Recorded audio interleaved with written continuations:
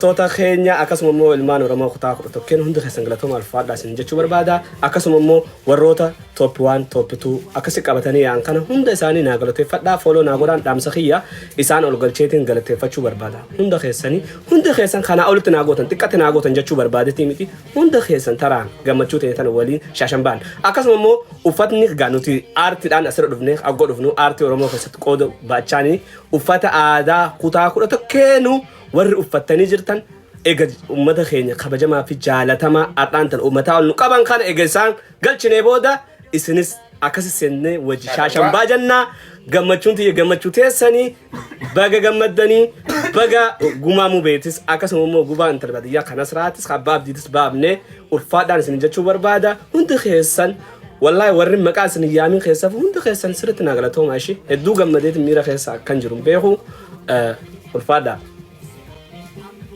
Oda injifannoo takkaffaa ati fuute tanarraa fuune hanga dhumaa ittiin deemna akka. Yeroon ta'e nama galatooma wallahi warroota asitti argamtan kanatti akkasuma obsaa lolajiisaa abdii dadarlee jagurraachaa abdishaa burqaa hundi keessanuu galatooma. Hundi keessan galatooma isin ol galchaa jira keenya. Namni leenca sadii fudhatee dhufe leenca tokko balakkaa yoo didee dubbiin jabaatte immoo qabxiin jalaa fagaate lama tapha tokko faarratti gadhiisuu dirqama. Tapha tokko faa inuma kanummaan inuma nu wachuu qaban tapha tokko faa. Inshaallah tapha lammaffaa kadheen gaddaa dubbaa mootan malee tapha tokko faa injifachuu qaban. Keessattuu warri akkaataa tapha miizana gochuu beektan harka keessan qusadhaa. Warri taphachiiftanii beektan kanaan dura akkaataa taphni taphachiifamu beektanu xiqqoo harka keessanuu qabadhaa. Maaliif?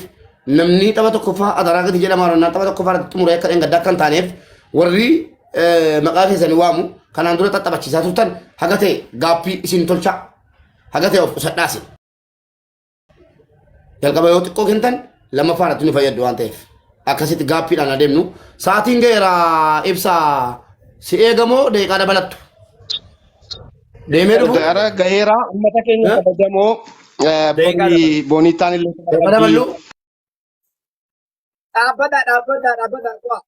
Isa amma hin dhiyaatan.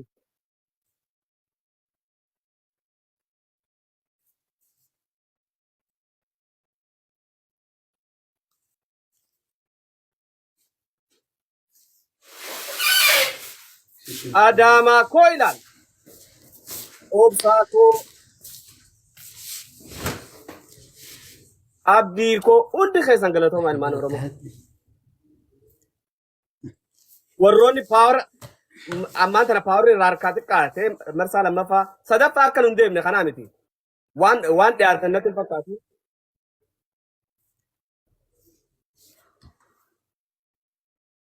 Sooree mangistuu koo.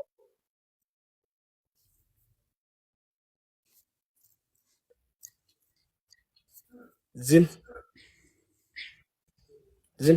አትናገር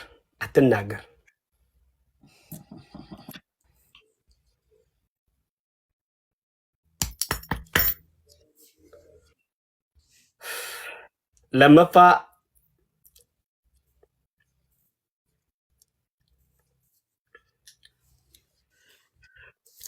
ወንዳታም غلطهم هند خسن ما نرمو هند خسن لما صدفة كانت تندبني خنا وسانيني قوي جيفتو لك نجمر قوي الزجاج يتسطو جيفتو لك قوي ابو فنو ماشي يلك Argu.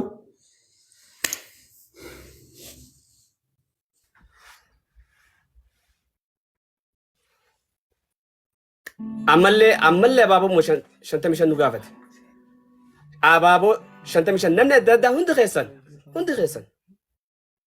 خيسن أبابو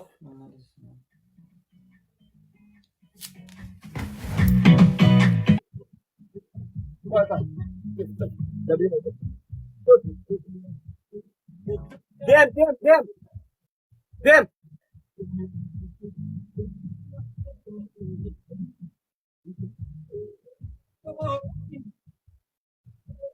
نيلا على يورومون ايوه بدل منجستي كو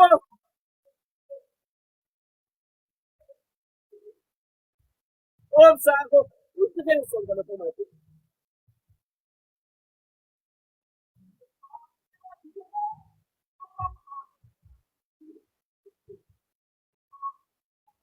كان جيزين انه في الدنيا كوبليك ولا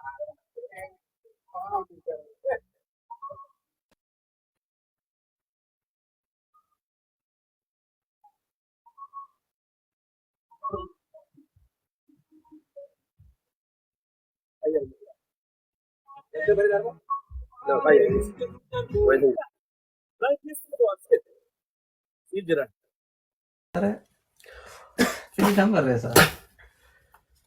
قوي قوي ابو فنو ارى لما تشاشاله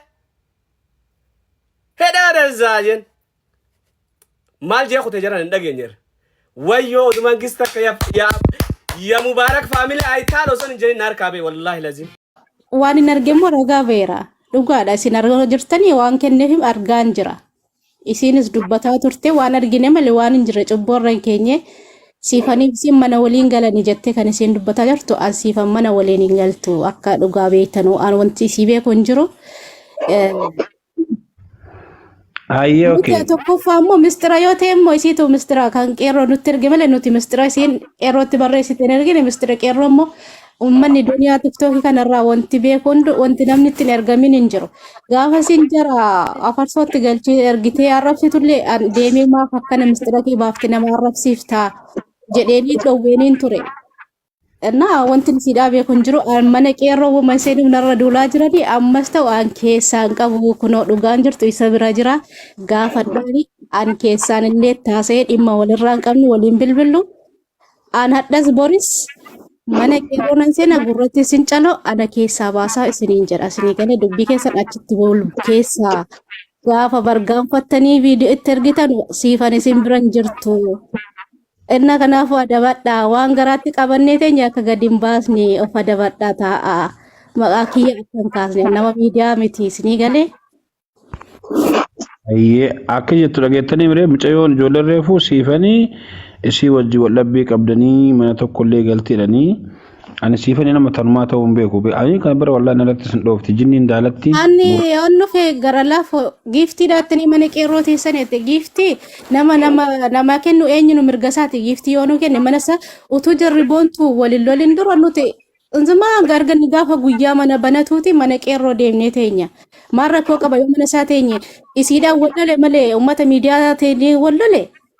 Jarat waldhabbii qaba malee nuyi waldhabbii qaba maa mana qeerroo deemtanii teessanii mana kan koon dhuftan yoo ta'e okay mana qeerroo deemnee taa'u mirga keenya namni bakka barbaade deeme okay amma mana gara laafoo yoo dhufee taa'e mana gara laafoo maa deemtee teessadhe namni qubanatti qabu tura mirga kiyya na fakkaate bilbilli kiyya bakka barbaade mana barbaade fudhadhee deemee taa'u mirga kiyya kanammoo dhimma dhuunfaa jaraati wanti nu galchu hin jiru dubbiin kun utuu gaafa nama gorsa namaa fudhatu ta'e miidiyaa kanarra dhufee miidiyaa kanarratti akkas bal'atee Kaafis qaba.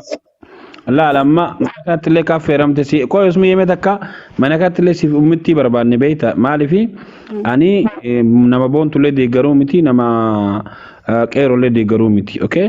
hin beeka qeerroon anis boontuun deeggaru isa sin deeggaru angaafa siin ol baatee arrabsitu kun sagaleen hin jira isa bira nama na arrabsini maqaa namaa na seeni deemi geemii taphadhu yoo barbaadden jedhan gaafa siin callistee haasoftu maaliif akka siin maqaa namaa kaafteen dubbatini taphattu geemii taphadhu deemiti namaa waliin jedhani immuttiin hin beekti immuttii galche immuttiidhaa waliin mana tokko waliin galaa turan immuttiin hin beekti gola haga luka keessaatti hin beekti immuttiin galche. Mutti sheer na godhame mutti dhufne amma gaafii laal gaafii as gaafii qofa na deebisi. Waan namoota baay'inaa soonu gaafa raggaxaa ta'e raggaxaadha amma garuu qabaasuuf deemaa jirra waan ta'eefini. Akkoo jara cubbuutu dubbii addaan hin baafatin callisee shinshinii qabatee olii gadi fiigu bar. Atumaan beektu jechuudha. Ani beeku kunoo inni ragaadha gaafadhu kana keessa dubbii kana keessa hin jiru akkanillee mana siidaa waliin hin galle akkan biyya kana keessa jiruttuu hin beektu siin guyyaa wayii sargii irratti Ayyee sirraa fixannee jira. Itti gaafatamaa dhimma ragaxaa qeerrootti isheen nu godhe uummatni nu fide. Dubbiin kun ragaxarraa karaa nagayaatiin osoo finne jenneetiin namoota iccitii kana keessa beekan barbaadaa jirra. Isinoo akka dhimma itti gaafatamaa Ila argata himaa jiru. ila maal si fakkaate gara laafo. Carraan naaf kenname na fakkaate. Carraan meesu miidha. Gara lafa carraa namaa kenni nama dubbachiise abbaa dhimma kun qeerroon hin jira ragaan nama kamillee booda carraa kennaa dubbatu qaba. Galatoomi ulfaadhi Profeesar yaada bareedaa Gara laafo ati kaaftee nama dhimmi gaaffiillee ilaalla. Isteetii ati nama dhimmi ilaallanneef akkamitti duwwanni kennitaa carraati. Amma mucaa kana dhimmi Akkasiin itti ilaallatanii. bareeroo. Mucayyoo ati jettu hin jirtu. Dhagayi. Iyyoon Mucayyoo ati asii jira jettu. namni martuu asii jala jira laal. Namni achi waan kana beeku wayitii ishiin quba hudduutuuf Ol kaa'aa baatee galchuu caccab jiraa baate as jala jira namni. Ol ba'aa ergadhaa warri sirriitti beektan nama kudhanii ol as jala jirtanii. Yaa hin sodaatu uummanni hin Sodaatina wanni sodaatu isheen akka gootu. kun keessan jiru qeerroon kun hin beeka akka mana sana Miira keessaa baate usmi qabadha saahiba beekan. usmi qaymee dubbiin xiqqoo seeta ragaggeeme isma Ila waan tokko beeka. Garuu namoonni kun waan akka waan dubbii kana beekuu keessa seenee lallaaquun rabbi irraallee itti gaafatama akka namummaa. Eerroo labannu nama beenu nama fidadu siin jedhee bara nama Warri laala. beekuu hin jira warri beekuu hin jira namni beeku ilma namaatu jira. Ergadda jedhiin kaa bara ammoo ijoolleen sitti kaatu waan akkanaa kanaadha dhimma keelaa. Ina tokkoffaa irratti jira kenna kalaam rijaal kalaama dhiiraa dubbachuun gaariidha maaliif akka shamaraa walii bocuun gaarii miti tokkoffaa irratti wanna itti waamamneef jeneraal Bilchi Gorillaa jedhama kan beenu dubaruu dandeetta. Duraan dursee tokkoffaa irratti wanni amma deemamaa jiru kun waan gaarii miti dhugaa dubbachuuf gama lamaaniyyuu hin deeggarru nuti akka waraana Bilchi Gorillaatitti himnee dabarsinee jirra labsilee dabarsinee jirra maaliif tokkoffaa irratti wanni kun waraana gartee callaan calleeffamaa jiru kun ansaraa malee uumaa keessaa dhabne yeroo gartee callaan calleeffamutti keessallee seennee waan kana qulqulleessinillee jirra qulqulleessinee erga deebi'ellee ashawaan irra garagalee waan jiruuf kanaafuyyuu namni gamas dhaabatus nama gamana dhaabatus dubbii haqaa barbaaduun gaariidha. Jara kanneen lamaa waliif fidanii barbaadanii haqa jirtu sanii yoo jedhu waan gaariidha. Gamana dhaabattanii warri gamana dhaabattan wallaahi dhugaa sin jira dhageeffadhu. Koyiniin abbaa 500 fi onneen nama bittee saabda jirti. Siigalee namni ammaasitti qeerroo gaggara galchee yoo giiftii wayiin argatin boontuu fidata booda. Akkana yoo kana wal fi amma maarreef mana keessatti annama qeerroo dhageeffadhu annama gartee boontuu faarsanii boontuu tishee godhanii fida isin dhufuu dinnaan qeerroo fide beek wallaahi suma dhugaa isin jedha siigalee kanaaf rakkoo guddaan kan jiru akka kana malee isin dhibba dhugaa namaa barbaadu guutuu isa ragataan turre nu warri homaa amaan turre gara laafurreef mana kiyyatti kuini abbaa 500tiin dhaamaa ture wallaahi na jalaa dhugaa dubbachuuf siigalee onnee takka faan dhaamaa ture gara laafurretti qeerroo kanaaf ila qeerroo meeroo takkasumii qeerroo mirga guutuu sii kenneera moodeetara fuulii sii kenne nama dhimma kana beeku an addaan hin beeku ati addaan beeyta yoon ergatin illee ol harkisuu dandeetta allaal wallaahi leencaaf jedheeti miti osoo leencaaf ta'e harreef 500 sirraa argachuu jedhee maal ta'e galaafoo namni hojii qaba siigalee ergaree fi seenaa dhaqanii ofirraa yeroon kennamu fi didee jennaan namni bubbu'ee tare siigalee. Eenyuun fa'a Rakkoo nama hedduudha dhugaa ammallee ammaan dhufanii qofa. ila qeerroo rakkoo jira dhageeffadhu qeerroo kiyya wayita namni haqa baasu dhufu nu amma laal yoo dhoofnullee waartaa qabaanne dhoofna qilleensa irratti fokkata okay yoo xiqqoo jiidha wayii jiraate hin bareeda amma kanaaf yoo namni sun dhufe ati moodeetara fuulii sii kennee jira akka tana eegganne ol galchii ebaluun kun dhufe haa dubbatu jedhi hin dhageeffanna dubbiin kun dhugaa moo soba fakkaata moo fakkaatu gingilchaa keessa galchina achi boodaniin abbaa dhugaa jiru bira dhaabbannee yookaan siin dhaabadhu jenna yookaan siin dhaabadhu jenna ka dhugaa dide immoo hawaasni miidiyaa kun waalee baleechee waalee hin tolchalle balleessuttillee itti salphata tolchuttillee itti salphata hawaasa miidiyaatiin geenna ebaluu kana balleesse ebaluu kana sirrii hin jirre jennee achi dabarsina kanaaf ani kun mirga sii kenne ammas booris nan komatiin namni kee yoo dhufe ol galchii dhugaa jirtu haa dubbatan ta'e inni immoo kasii nu biraan hin geenne hin beeku jette bakka normaali bakka dhugaa jirtu kun sirriidha waan akkana gara lafa dhugaa jirtu si hima imoodhaan mastera ta'utti nutti hin ergamin hin jiru garuu kan isiin agarre nuti imoodhaan nama tokkotti walii bilbila naa bilbilti waggaa tokko guyyaa ji'a keessa ji'a 2 ji'a 3 keessa waliin dubbanna immuttiin dhugaa ana bira turte duraan ana bira baatee isii biratti deemtee galtee jaratu wal beeka keessa waliin mana kan waliin nyaatu kan waliin dhugu jaratu wal beeka an hin beeku manuma isiitu hin beeku qaamaan guyyaa tokko bakka asi tartee jirta amma laal nama biroo galchaa hin jiru abbaa dhimmaa qofa galchaa jira hin jiru as jala rumaa sodaattanii kottaa galaa wanti namni nama ajjeesu hin jiru dhugaa keessan dubbadha namni waa tokko nama godhu hin jiru amma arrabni hojjaaraa jirti ta'a hin galti mana kana arrabni hin jiru arrabni dhee garamni ammallee gana arrabni ta'e gara lafa arraba hin qabna bar yoo ragaa manni namoota sodaatu hin jiru miidiyaan bilbila keetti natti fakkaata. Sheer godha. Namni quba walitti qabu hin jiru. Tanoo sanammoo callistee hin dubbatanii hin jedhiin hin seentii bakka